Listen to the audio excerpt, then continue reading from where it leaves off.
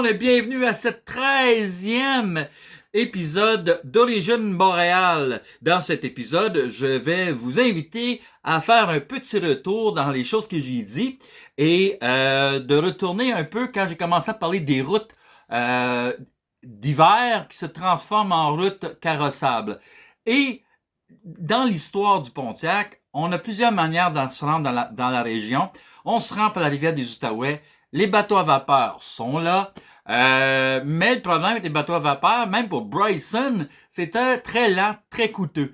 Et puis, on transportait, même pour les colons, la colonisation était difficile parce qu'on n'atteignait pas les cantons du fond, dans les rangs du fond du Pontiac. Donc, on développait tout le long de la rivière des Outaouais. C'était pas encourageant pour un colon de se rendre dans le creux du comté et puis de coloniser. Donc, il y a eu, avec l'arrivée des routes, la route de Gilmore, elle s'appelle vraiment ça, la route de Gilmore, à part de la Gatineau, au début, elle commence de la Gatineau jusque dans les camps de Buse, alentour de la rivière Picanoc et toute la hauteur jusqu'au lac du Mont et tout ça, là, le petit lac Cayamang, grand lac Cayamang et en montant la Gatineau. Donc, Gilmore, c'était ce territoire-là. Je vous ai parlé de Bryson à l'autre bout. Il y a aussi une collaboration entre la Gilmore et Bryson. Bryson ne voit pas du mauvais œil de cette nouvelle route carrossable. Il y avait une route d'hiver entre les deux. Et puis, à fur et à mesure, elle s'est développée en route carrossable. Il y a des parties de la route, elle existe toujours aujourd'hui. Ceux et celles qui aiment chasser dans le bout de Leslie puis Mansfield, il y a une ancienne route, je m'en souviens de l'avoir vue, et c'est l'ancienne route de la Gilmore, une route forestière.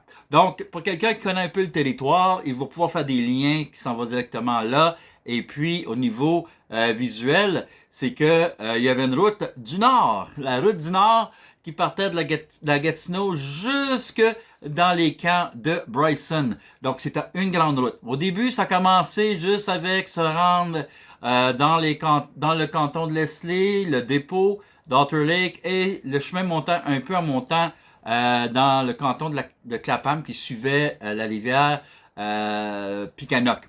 Donc, elle était pas longue. J'ai trouvé la carte. J'ai été très chanceux. J'ai fait une recherche au niveau des Archives nationales du Québec et hop là, c'est vraiment là. Il y a une carte, puis tu vois la route du Nord. Donc, j'invente pas rien là. Elle existait. Elle a été créée pour survenir aux besoins des chantiers et des dépôts. Puis ça a vraiment changé tout au niveau des camps de bûcherons. Donc, comme je vous ai parlé, pendant le 19e siècle, on avait les camps de Buse. Donc, ces camps rudimentaires insalubres. Je vous ai parlé de l'arrivée des routes. Les camps vont changer. Puis oui, les camps vont changer. Parce que là, on peut commencer à en transporter plus de choses vers les camps, entre autres des portes, des fenêtres, du matériel de construction, toutes sortes d'affaires pour améliorer le camp de bûcheron. Avec ça vient aussi le fameux poêle à bois. Finalement, on peut arriver avec un poêle à bois dans le creux du bois, dans un camp de bûcheron. Le dortoir, c'est plus le camp de Buse que les hommes dorment sur des branches de sapin, puis il fait 10-15 degrés dans le camp, puis il y a de la fumée, puis tout ça, là, ça change. Les hommes dorment sur un plancher de bois, les murs, qu'il n'y a pas de vent ni d'air froid qui passe. Il y en a qui sont encore faits en bois rond, mais c'est beaucoup plus structuré, beaucoup plus à l'aise et ça rend la vie du bûcheron dans le dortoir beaucoup plus confortable. Il y a aussi la cuisine. Là, on lâche le feu du milieu du camp de Buse, puis là, on crée une belle cuisine pour le cook. On a de l'eau chaude, on a tous les avantages qu'un poêle de cookerie va amener. Donc, le fourneau qui va venir avec ça. Donc, c'est plus du pain noir, c'est du pain blanc. Donc, c'est important de le mentionner. Cette route-là a vraiment révolutionné les chantiers. On a maintenant, les dépôts commencent à être de moins en moins utilisés. Ils sont encore utilisés, mais c'est plus comme c'était avant.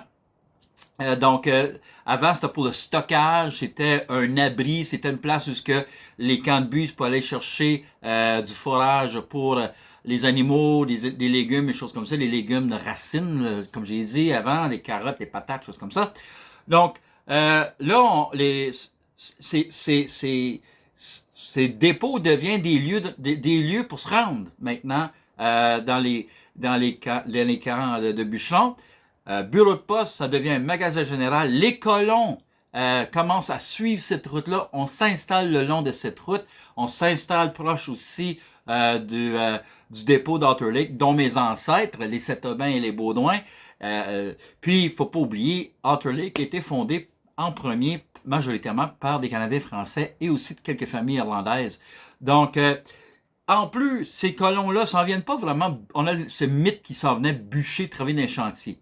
Ils ont profité des deux. Ils ont profité de leur terre et aussi des chantiers. Ils ont fait deux choses. La première chose, c'est qu'ils ont défriché leur terre et puis sont venus aider la Gilmore. Puis Bryson a vécu la même chose, là. Donc, les familles qui s'installent commencent à produire du foin, commencent à produire des légumes, des surplus. On s'assure d'avoir du surplus. Aussi, on commence à faire de l'élevage de porc. On s'assure qu'il y a du surplus de porc pour pouvoir vendre au poste, au dépôt, pour que le dépôt puisse l'envoyer dans les chantiers. Donc, il y a un changement de cap qui se déroule. Donc, au niveau de la colonisation, c'est ça qui se passe. La colonisation vient aussi avec cette route-là. C'était très important de comprendre cette logistique-là. Il y a, les gens vont dire, ben oui, mais il y avait la rivière du Stiwit, les bateaux à vapeur. Je vois sur Internet, on fait bien des affaires, on romantise cette époque avec les hôtels puis tout ça. Mais les hôtels, c'était créé pas pour la chasse puis la pêche. Ces hôtels-là étaient créés pour la colonisation. C'était pour l'arrivée des nouveaux colons qui devaient arrêter là avant aller sur leur terre, dont les Sept-Aubins ont fait à Couillon. Donc, dans l'histoire des Sept-Aubins, de François-Xavier Sept-Aubin, qui vient de la région de Beauharnois, vous allez voir, il y a bien des gens qui ont un lien avec cette région-là si vous faites votre recherche généalogique. Et vous allez voir que tout se déroule par rapport à la crise agricole. Donc, c'est suite à la rébellion, il y a plein de choses. Les Canadiens français, il n'y a plus de place, l'appauvrissement des terres, parce qu'il y a pas de job, puis on a manqué d'électricité, c'est drôle. Donc, excusez, c'est important de le mentionner, tout ce concept-là, que les colons arrivent. Il n'y a pas juste des Irlandais qui viennent d'Irlande et de l'Écosse, il y a des Canadiens français qui viennent du bas du Saint-Laurent, parce que ils cherchent de l'emploi, il n'y a plus de place dans le bas du fleuve, fait qu'eux aussi veulent coloniser, eux aussi veulent aller dans le territoire. Donc, le Pontiac ne fait pas l'exception. Il y a certains cantons qui vont être colonisés majoritairement par les anglophones et les protestants, mais au fur et à mesure que la colonisation arrive, il y a des places où les francophones vont s'installer. C'est pas vrai que le Pontiac était uniquement colonisé par des Irlandais, des Écossais puis des protestants, là. Non, il y a eu vraiment, les Canadiens français sont venus s'installer ici. Et, entre autres, Otter Lake, Fort Coulon. Puis, qu'est-ce que j'ai pu comprendre aussi, les francophones dans le coin de Fort Coulon sont venus via La Passe, parce que les routes avaient déjà atteint La Passe dans le canton, dans le comté, excusez, de Renfrew. Les routes étaient déjà faites là. Puis Bryson, ça l'a comme aidé à l'utiliser, mais c'était vraiment traverser qui venait coûteux, ou utiliser les bateaux à vapeur, c'est aussi très coûteux. Donc la route, ça lui a permis de te rendre encore plus proche à ses camps de bûcherons, puis d'amener du matériel et de la nourriture et tout ça dans les camps. Donc, les routes ont vraiment révolutionné les chantiers. Donc, c'est le 20e siècle. On arrive en 1890, puis le 1909, les lois changent, les conditions de travail dans les chantiers, il y a des lois maintenant pour protéger ces hommes-là. Mais la vie est encore difficile, la vie de bûcheron et aussi de draveur, c'est dangereux. Ça, ce côté-là ne change pas. Mais la vie au camp de bûcheron, ça change. La nourriture va aussi changer. Donc, aussi, en fin du 19e siècle, avec ces routes-là, Ben là, on voit l'arrivée de la guitare, du violon, de l'accordéon, on voit toutes ces choses-là parce que là, on peut les transporter sans avoir peur vraiment des endommager et des entreposer dans un genre de camp de buse. Là, tu sais. Là, c'est vraiment des beaux chantiers. La vie, elle change, comme j'ai dit, énormément. Oubliez pas, là, on est rendu qu'on charge l'homme pour ses repas. Maintenant, on a des lits, mais c'est pas encore des lits qu'on voit là en métal, là, style militaire, là. Les bunks, là, les lits à deux étages. C'est des lits faits en bois. Sont doubles. Maintenant, on peut dormir plusieurs hommes dans un camp. Des fois, on bâtissait 2 ou 3 dortoirs, dépendant de la grosseur du camp de bûcheron. Les camps sont en cours de 50 à 80 hommes. Ça peut être un petit peu moins aussi, dépendant le secteur où ce que sont partis couper. Donc, on commence à avoir des matelas. Donc, on dort plus sur des branches de sapin, on dort sur des matelas. Même les compagnies vont louer le matelas, donc ils vont louer le lit qu'ils vont dormir dedans.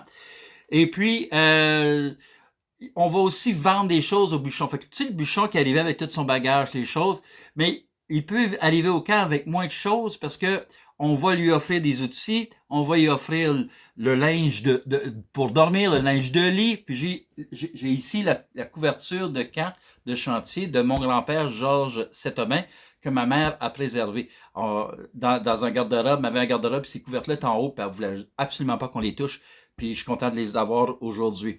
Donc, c'est la couverture de chantier, couverture de laine. Fait que, sûrement qu'il l'a acheté du magasin de la compagnie ou rendu à des années 50, il l'achetait directement de la compagnie, ce genre de couverture-là.